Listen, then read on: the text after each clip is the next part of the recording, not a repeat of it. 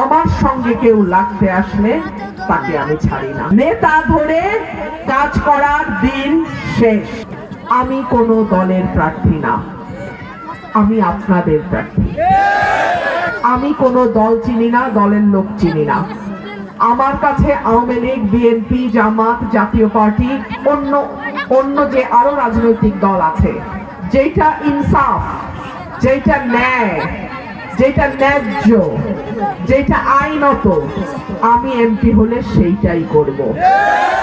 আমার এলাকায় বিনা অপরাধে কারোর নাম যদি মামলায় থাকে তাকে জামিন করানো, মামলা থেকে তার নাম বাদ দেয়া, এটা আমার দায়িত্ব হবে।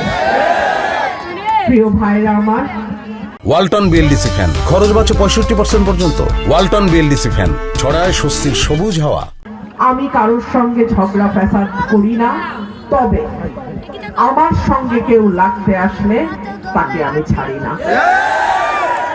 আপনারা নির্বাচন কমিশনেও দেখেছেন, আমার 2টা ইউনিয়ন নিয়ে যখন মামলা চলেছে, আপনারা কিছুদিন আগে যখন আমার উপর অন্যায় জুলুম করেছে প্রশাসন, তখনও আপনারা দেখেছেন।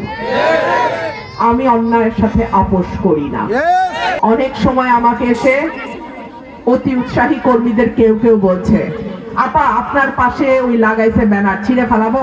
আমি বলছি খবরদার, সবার অধিকার আছে নির্বাচনে প্রচারণা চালানোর, সবার অধিকার আছে মানুষের দরজায় দরজায় গিয়ে ভোট চাওয়ার।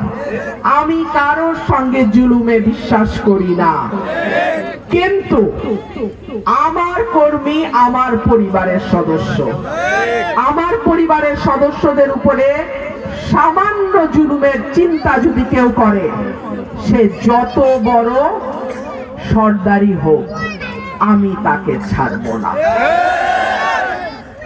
আমি সরাইল আশুগঞ্জে সাধারণ মানুষকে ক্ষমতায়িত করতে চাই। আমি 2-3 জনের সিন্ডিকেট ভেঙে দিয়ে সাধারণ মানুষের কাছে নিজেকে নিয়ে যেতে চাই, এবং আমি চাই সাধারণ মানুষের জন্য এমপি, মন্ত্রী, ইউনো যেটাই হোক, তাদের দরজা যেন খোলা থাকে। নেতা ধরে কাজ করার দিন শেষ। এখন সরাসরি আপনার সমস্যা, আপনার বিপদ নিয়ে আমাদের সঙ্গে কথা বলবেন।